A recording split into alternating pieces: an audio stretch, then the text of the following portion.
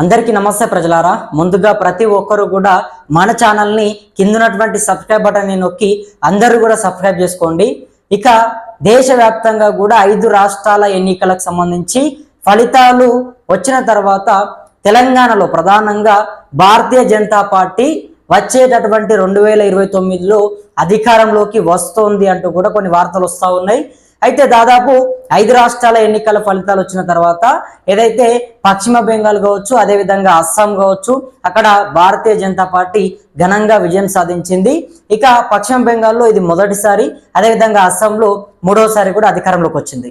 తర్వాత పుదుచ్చేరిలో కూటమితోని పార్టీ అధికారంలోకి వచ్చే ప్రయత్నం చేసింది. సో ఏది ఏమైనప్పటికీ తెలంగాణ రాష్ట్రంలో భారతీయ జనతా పార్టీ 2029లో అధికారంలోకి రావాలి అని చెప్పేసి ఎవరైతే ఇప్పుడు ఉన్నటువంటి భారతీయ జనతా పార్టీ క్యాడర్ మొత్తం కూడా, కార్యకర్తలు మొత్తం కూడా ఆలోచన చేస్తూ ఉన్నారు. అయితే దీంట్లో ప్రధానంగా బండి సంజయ్ పేరు తెరపైకి వస్తుంది.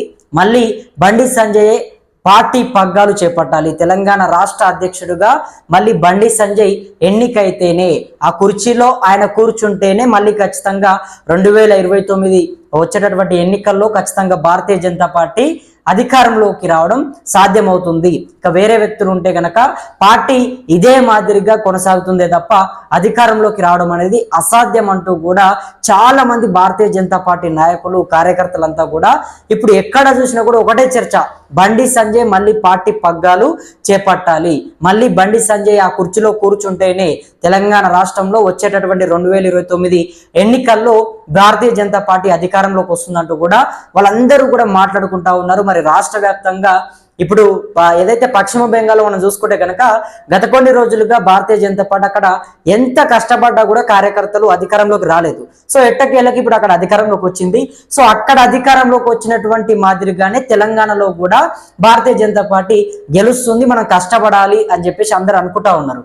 కానీ అందులో భాగంగా వాళ్ళు ఇంకా కొంత నమ్ముతుంది ఏంటంటే, మనం అందరం కూడా కష్టపడడం ఒక ఎత్తు అయితే అక్కడ కుర్చీలో కూర్చున్నటువంటి వ్యక్తి ప్రధానంగా బండి సంజయ్ అయి ఉంటే గనక మన కష్టానికి ఫలితం లభిస్తుంది, మనం ఖచ్చితంగా 2029లో అధికారంలోకి వస్తామంటూ కూడా వాళ్ళు బలంగా నమ్ముతా ఉన్నారు. మరి క్యాడర్ అందరూ కూడా ఇప్పుడు కంబ్యాక్ బండి సంజయ్ అన్నట్టు కూడా వాళ్ళు సోషల్ మీడియాలో పెద్ద ఎత్తున హ్యాష్ ట్యాగ్స్ పెట్టే ప్రయత్నం చేస్తూ ఉన్నారు. బండి సంజయ్ ఉన్నప్పుడు పార్టీలో కూడా ఒక పెద్ద జోష్ కనబడింది. ఎందుకంటే ఆయన ఒక నిబద్ధతతో కూడినటువంటి రాజకీయాలు, ఒక RSS నుంచి వచ్చినటువంటి వ్యక్తి కాబట్టి చాలా చిన్న స్థాయి నుంచి పార్టీలో కష్టపడి పార్టీ లైన్స్ అన్నిటిని కూడా క్రాస్ చేయకుండా పార్టీ ఎట్లా చెప్తే గట్లా కష్టపడి పార్టీ కోసం ఆయన అనేక సేవలు చేసి ముందుకు వెళ్ళాడు. ఒక నిబద్ధతతో కూడినటువంటి రాజకీయం చేశాడు కాబట్టి ఇవాళ బండి సంజయ్ కేంద్ర మంత్రిగా ఎన్నికయ్యాడు, అంతకుముందు రాష్ట్ర అధ్యక్షుడిగా చేశాడు, అనేక పదవులను కూడా అనుభవిస్తూ ఉన్నాడు. ఆయన ఉన్నది ఉన్నట్టుగా చెప్తాడు, మొక్కుసూటిగా, అంటే ఏమున్నా కూడా ముఖం మీద చెప్పేటటువంటి మనిషి.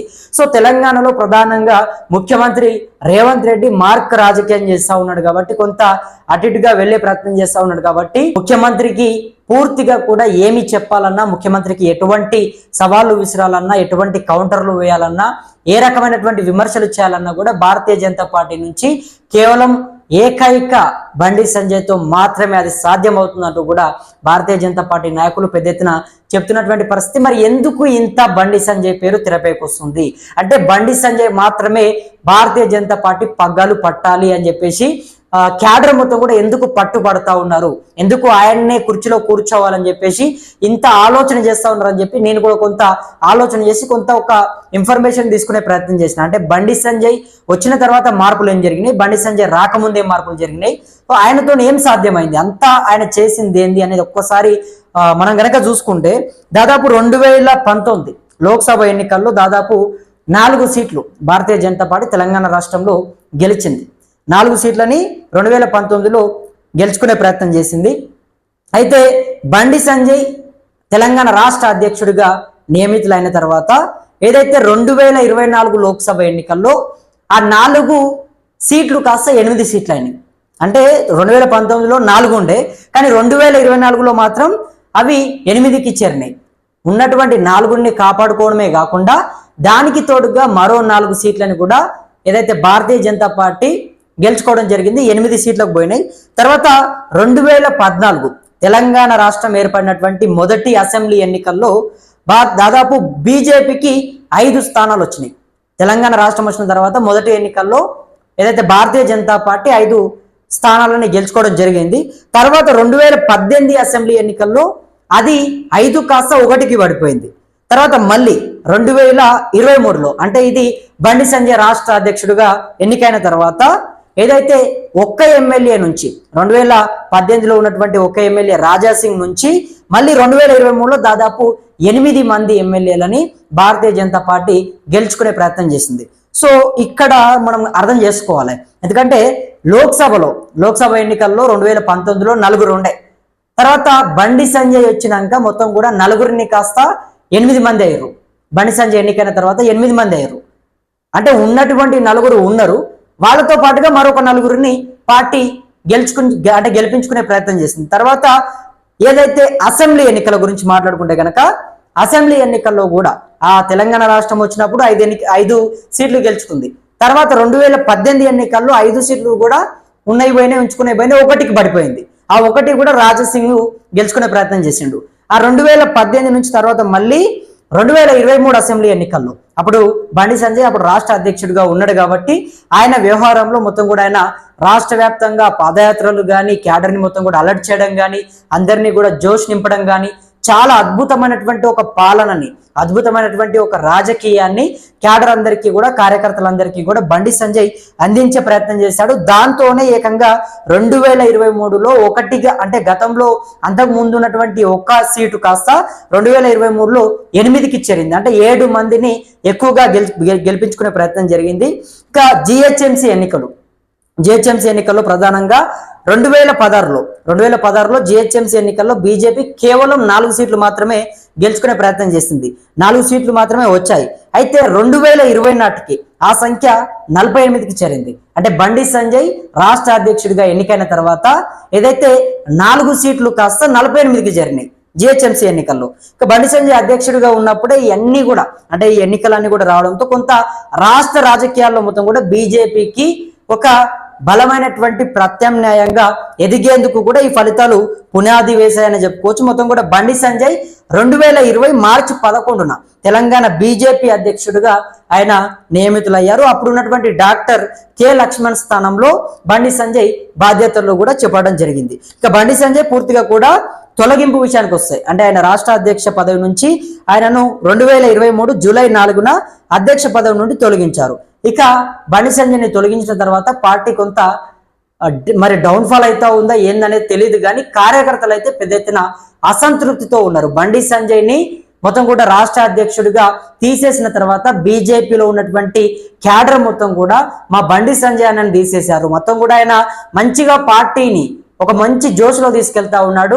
అంటే గతంలో ఒక 20 స్పీడ్తో పరిగెత్తుతున్నటువంటి రైల్ని బండి సంజయ్ అన్న అందులో ఎక్కిన తర్వాత ఆయన డ్రైవింగ్ మొదలు పెట్టిన తర్వాత ఆ 20 స్పీడ్ కాస్త 100కి చేరింది.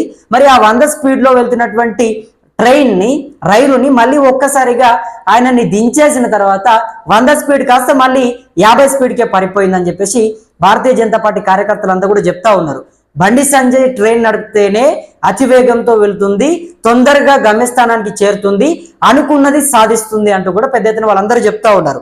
అయితే తెలంగాణలో ప్రధానంగా ఏదైతే 2018 ఎన్నికల్లో 1 సీట్ వచ్చింది బీజేపీకి, అందులో రాజాసింగ్ ఎమ్మెల్యేగా ఉన్నాడు. సో ఉప ఎన్నికల్లో 2 సీట్లను మళ్ళీ సాధించుకోవడం జరిగింది. ఉప ఎన్నికలు కనుక చూసుకుంటే 2018, 2023 మధ్యలో జరిగినాయి. అందులో కూడా దాదాపు కొన్ని కీలకంగా ఏదైతే దుబ్బాక కావచ్చు, అదేవిధంగా హుజురాబాద్ కావచ్చు. దుబ్బాకలో 2020లో ఉప ఎన్నికలు జరగడం జరిగింది. అప్పుడు బండి సంజయ్ రాష్ట్ర అధ్యక్షుడిగా ఉన్నాడు. సో అప్పుడు రఘునందన్ రావు దుబ్బాకలో అక్కడి నుంచి విజయం సాధించడం జరిగింది ఉప ఎన్నికల్లో. తర్వాత హుజురాబాద్ లో 2021లో ఉప ఎన్నికలు జరిగినాయి. అక్కడ ఈటెల రాజేందర్ కూడా విజయం సాధించడం జరిగింది. అప్పుడు కూడా అక్కడ ఏదైతే బండి సంజయ్ పూర్తిగా కూడా తెలంగాణ రాష్ట్ర అధ్యక్షుడిగా ఉన్నాడు. అంటే మరి తెలంగాణ రాష్ట్ర వ్యాప్తంగా చూసుకుంటే కనుక భారతీయ జనతా పార్టీ అప్పట్లో 2019లో జరిగినటువంటి లోక్సభ ఎన్నికల్లో కేవలం 4 సీట్లే.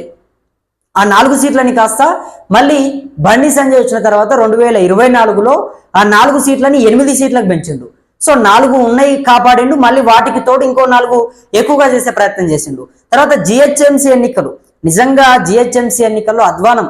ఎందుకంటే గతంలో 4 సీట్లు ఉండే, కానీ ఇప్పుడు బండి సంజయ్ ఉన్నప్పుడు మొత్తం కూడా 4 కాస్త 48 స్థానాల్లో భారతీయ జనతా పార్టీ గెలుచుకునే ప్రయత్నం చేసింది. ఇక ఎంపీ స్థానాల గురించి మాట్లాడుకుంటే మొత్తం కూడా దాదాపు 8 మంది గెలిచారు. ఎమ్మెల్యేల గురించి మాట్లాడుకుంటే కూడా 2018 ఎన్నికల్లో ఒకటే ఎమ్మెల్యే ఉండే, కానీ 2024లో జరిగినటువంటి ఎన్నికల్లో మొత్తం కూడా దాదాపు 8 మంది ఎమ్మెల్యేలు అయ్యారు, 8 మంది అసెంబ్లీకి పోయారు. అందరూ కూడా డబల్ ప్రతి ఒక్కరు కూడా ఎమ్మెల్యేలు కానీ ఎంపీలు కానీ జిహెచ్ఎంసీ ఎన్నికలు కానీ ప్రతి దాంట్లో కూడా భారతీయ జనతా పార్టీ దూసుకు వెళ్ళింది, చాలా వేగంతో దూసుకెళ్ళింది. బండి సంజయ్ మంచి ఒక మార్గాన్ని ఆయన వేసినటువంటి అడుగు జాడల లోపల కార్యకర్తలు నాయకులందరూ కూడా నడిచి వచ్చి పెద్ద ఎత్తున పార్టీని గెలిపించే ప్రయత్నం చేశారు. పార్టీ బలోపేతానికి అందరూ కూడా అండగా ఉండే ప్రయత్నం చేశారు. మరి ముఖ్యమంత్రి రేవంత్ రెడ్డికి ధీటుగా ఎక్కడ కూడా తగ్గకుండా ఒక ముఖ్యమంత్రికి ప్రతిపక్షంగా పూర్తిగా కూడా భారతీయ జనతా పార్టీ కొంత తక్కువ సీట్లే ఉన్నప్పటికీ కూడా బండి సంజయ్ మాత్రం ఎక్కడ తగ్గకుండా భారతీయ జనతా పార్టీని ముందుకు తీసుకెళ్లే ప్రయత్నం చేశారు. మరి ఆయన రాష్ట్రంలో అనేకమైనటువంటి పదవులు వచ్చినాయి. ఇవాళ ఆయన RSS గా ఉండి చిన్న స్థాయి నుంచి కూడా కష్టపడి ఎదిగే ప్రయత్నం చేశాడు. మరి అటువంటి వ్యక్తి వాళ్ళ కేంద్ర మంత్రి వరకు కూడా వెళ్ళాడు. కానీ బీజేపీలో, తెలంగాణ బీజేపీలో మాత్రం బండి సంజయ్ మళ్ళీ ఖచ్చితంగా ఆయనే బీజేపీ పగ్గాలు పట్టాలి, ఆయనతోనే సాధ్యమవుతుంది. 2029లో తెలంగాణలో భారతీయ జనతా పార్టీ అధికారంలోకి రావాలి అని చెప్పేసి ప్రధానంగా బీజేపీ కార్యకర్తలందరూ కూడా పట్టుబట్టారు. వాళ్ళందరూ కూడా ఒకటే అంటా ఉన్నారు, మా పార్టీ ఖచ్చితంగా అధికారంలోకి రావాలి. పశ్చిమ బెంగాల్లో భారతీయ జనతా పార్టీ ఏదైతే అధికారంలోకి వచ్చిందో, ఎలాగైతే వచ్చిందో అదే మాదిరిగా తెలంగాణలో కూడా భారతీయ జనతా పార్టీ అధికారంలోకి రావాలి కాదు వస్తుంది అంటూ కూడా వాళ్ళు చెప్తా ఉన్నారు. దీనికి మొత్తం కూడా బండి సంజయ్ అన్నని ఆ కుర్చీలో కూర్చోబెడితేనే ఇవన్నీ కూడా సాధ్యం అవుతాయి. అన్న మాకు అండగా ఉంటాడు, అన్న నా కుర్చీలో కూర్చోబెడితే మాకు భరోసాగా ఉంటాడు, మాకు ధైర్యాన్ని ఇస్తాడు, రాష్ట్ర వ్యాప్తంగా కూడా పార్టీని మొత్తం కూడా అలర్ట్ చేస్తాడని చెప్పి చాలా మంది కూడా చర్చించుకుంటా ఉన్నారు. మరి ఏది ఏమైనప్పటికీ బండి సంజయ్ ఉన్నప్పుడు మాత్రం తెలంగాణలో అనేక సీట్లు అంటే జిహెచ్ఎంసీ ఎన్నికల్లో కూడా 4 ఉన్నటువంటి స్థానాలు 40కి పైగా పోయినాయి. తర్వాత ఏదైతే పార్లమెంట్లో జరిగినటువంటి ఎన్నికల్లో కూడా 4 ఉన్నటువంటి స్థానాలు 8కి జరిగినాయి. అదేవిధంగా అసెంబ్లీ ఎన్నికల్లో కూడా ఒక్క అసెంబ్లీ సీటు ఉన్నది కాస్త 7-8 సీట్లకు జరిగింది. మరి ఇంత జరిగిన తర్వాత కూడా బండి సంజయ్ని తొలగించడం ఏంటి అని చెప్పేసి కొంతమంది భారతీయ జనతా పార్టీ నాయకులు అసహనం వ్యక్తం చేస్తూ ఉన్నారు, కొంత అసంతృప్తిగా ఉన్నారు. మరి బండి సంజయ్ ఇప్పుడు మళ్ళీ పార్టీ పగ్గాలు చేపడితేనే ఏదైతే బీజేపీ పార్టీలో మళ్ళీ జోష్ కనబడుతుంది. ఇప్పుడు మళ్ళీ కార్యకర్తలు జోష్ నింపుకుంటా ఉన్నారు. పశ్చిమ బెంగాల్లో గెలిచిన తర్వాత మళ్ళీ తెలంగాణలో కూడా పార్టీ గెలుస్తుంది అంటూ కూడా వాళ్ళంతా కూడా కొంత ధైర్యంగా చెప్పుకోగలుగుతా ఉన్నారు. మరి ఈ నేపథ్యంలో బండి సంజయ్ని మళ్ళీ తెలంగాణ అధ్యక్షుడిగా నియమించాలి అంటూ కూడా వాళ్ళు చెప్తా ఉన్నారు. మరి వాళ్ళ కోరిక మేరకు, వాళ్ళ ఆశల మేరకు తెలంగాణ భారతీయ జనతా పార్టీ కార్యకర్తలు నాయకులు అందరూ కూడా అనుకున్నట్టుగానే వాళ్ళందరి కోరికలకు తగ్గట్టుగానే బండి సంజయ్ని మళ్ళీ కుర్చీలో ఏమైనా కూర్చోబెట్టబోతా ఉన్నారా? ఎందుకంటే బండి సంజయ్కి అక్కడ కేంద్రం దగ్గర ఆయన కూడా ఒక మంచి పేరు ఉంది, అమిత్ షా దగ్గర కావచ్చు, మోడీ దగ్గర కావచ్చు, ఒక మంచి పేరుని సంపాదించుకున్నాడు. ఇక్కడ తెలంగాణ రాష్ట్ర ఎన్నికల పైన కేంద్రం కూడా కొంత ఫోకస్ పెట్టింది. ఇప్పుడు తెలంగాణలో వచ్చేటటువంటి ఎన్నికల కోసం, అసెంబ్లీ ఎన్నికల కోసం మొత్తం కూడా మోడీ కావచ్చు, అదేవిధంగా అమిత్ షా కావచ్చు, వీళ్ళంతా కూడా ప్రధానంగా సీరియస్ గా ఫోకస్ పెట్టినట్టుగా తెలుస్తుంది. మరి ఈ తరుణంలో మళ్ళీ బండి సంజయ్ని ఏమైనా కుర్చీలో కూర్చోబెడతారు కావచ్చు అని చెప్పేసి కొన్ని అంశాలు అయితే తెరపైకి వస్తూ ఉన్నాయి. తెలంగాణ రాష్ట్ర రాజకీయాల్లో ఉన్నటువంటి కొంతమంది సీనియర్ నాయకులు కూడా బండి సంజయ్ అయితేనే బీజేపీని ముందుకు తీసుకెళ్లగలడు అని చెప్పేసి కూడా కొంతమంది అక్కడక్కడ మాట్లాడుతున్నట్టుగా మనకు సమాచారం అందుతుంది. మరి దీనిపైన మీరేమనుకుంటా ఉన్నారు? బండి సంజయ్ నిజంగానే ఆయన ఆ కుర్చీలో కూర్చుంటే ఏమవుతుంది, ఆ కుర్చీలో కూర్చోకపోతే ఏమవుతుంది? మీ అభిప్రాయాన్ని కింద కమెంట్ బాక్స్ లో పెట్టండి. అదేవిధంగా మన ఛానల్ని అందరూ కూడా సబ్స్క్రైబ్ చేసుకొని మనకు అండగా ఉంటారని చెప్పి నా మనస్ఫూర్తిగా వేడుకుంటూ నేను మీ కొత్తూరు రమేష్. ధన్యవాదాలు మిత్రులారా.